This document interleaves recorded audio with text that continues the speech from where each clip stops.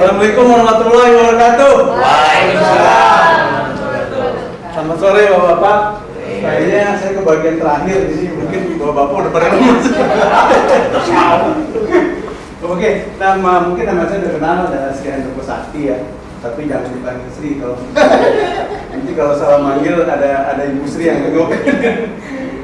Jadi saya hari ini dapat kebagian sebetulnya sih dua teman saya udah membahas nih ya, Bapak Ruby sama Pak Fernando. Jadi kayaknya saya lebih mereview aja kali ya daripada ini. Udah jelas semua Bang. Jadi hari ini saya membahas pengiriman kargo atau pengurusan pengiriman perjalanan kargo, bagaimana caranya, terus teknik transportasinya, sama dokumen, sama bagaimana mekanismenya ya. Jadi gini. Data dasarnya tadi di muka sudah dibahas ya, masalah cara pengiriman kargo. Bapak kayaknya udah canggih kali ya. Jadi tadi kan sudah dibahas ya, dengan melalui laut, melalui udara, terus melalui darat, terus berakhir combined transport atau multimoda transport yang tadi dibahas dengan Pak Fernando. Jadi beberapa alat transportasi dalam satu BR bisa dibuat, beberapa alat transportasi yang dia membutuhkan jalur udara, laut, terus kereta atau juga bisa darat. Jadi digabungkan menjadi satu BR, namanya combined transport BR kalau kita kenal ya. Ada lagi satu yang saya nggak bahas, mungkin pipa tadi ya, pengiriman pipa. Saya rasa ini kita nggak berkaitan langsung ya, tadi udah dijelasin. Jadi kalau untuk pipa barang-barang cair ya, kayak gas ya, atau Pertamina. Ya, kemarin yang sempat kapal Pertamina meledak di kawasan kebakar ya, gara-gara pengiriman bawah laut. Ternyata kena ini. Sebetulnya saya mau review pertama dulu. Sebenarnya kargo itu apa sih Pak? Kargo, pengertian kargo sendiri. Kita satu visi dulu. Kargo apa sih? Pak? Barang. Oh. Ada lagi? Fernando? Ya, oke lah. Kalau gitu nggak ada jawab lagi ya. Jadi kargo kita bilang barang boleh atau muatan ya, muatan. Tapi kan muatan bisa manusia, bisa orang. Tapi kita karena ekspor fokusnya berarti ke barang ya. Nah terus dengan laut dan udara biasanya kenapa orang memilih laut? Kenapa orang memilih udara? Mungkin ada alasannya tertentu. Biasanya kalau untuk laut barangnya lebih murah harganya ya.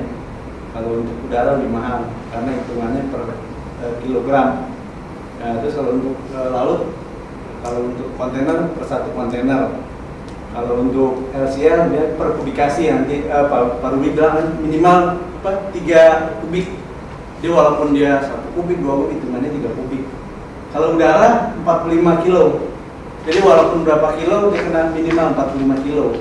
Tapi juga mana yang terbesar.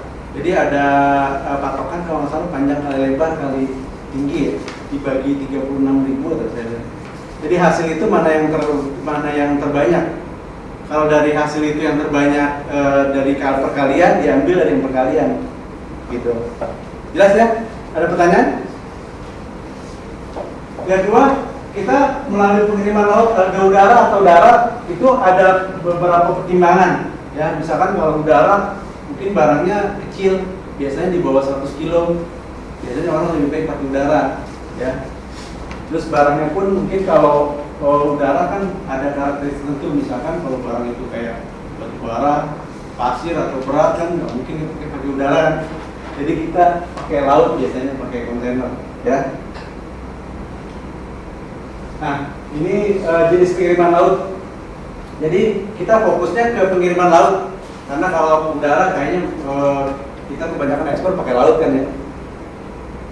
Pengiriman laut bisa dengan kontainer, ya, dalam satu kontainer mungkin kalau jenis-jenis kontainer tadi udah dibahas ya, 20 feet, 40 feet, atau macam-macamnya open top, flat track semua udah diperjelas tadi di pertama presentasi.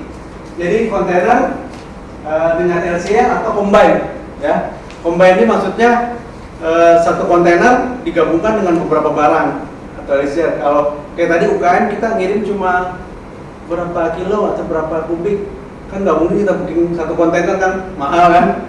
Jadi biasanya ada konsolidatornya. Dalam ini konsolidatornya bisa suatu company, bisa juga suatu forwarding.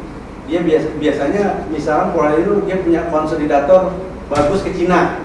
Nah biasanya kalau kirim barang Cina nanti dia konsolidatornya dia. Jadi beberapa importer dimasukkan dalam satu kontainer, nanti dia kirim ke Cina. Itu harganya lebih murah. Ya, karena ibarat kalau mobil, kita satu trip mobil kan kadang-kadang kalau dia dari awal berangkat, kalau penumpangnya cuma 1-2 tanggung kan, dikumpulin dulu baru jalan, kan lebih untung dia. Ya, kecuali kalau permintaan khusus ya, satu kontainer saya bayar deh, nggak apa-apa sih, nggak masalah. Sampai sini jelas ya? Ada pertanyaan? Ini tuh yang memberikan host BL ya? Ya, gini, kalau pengiriman dengan laut biasanya ada kalau kita pakai flat forwarding, mereka biasanya mengeluarkan BL juga, namanya house BL. Ya, tapi kalau shipping lines biasanya master BL. Jadi biasanya ada 2 BL. Jadi kebijakan perusahaan biasanya ada beberapa perusahaan yang pakai langsung shipping line, ada yang harus pakai forwarding. Cuma biasanya kalau untuk pakai shipping line itu biasanya perusahaan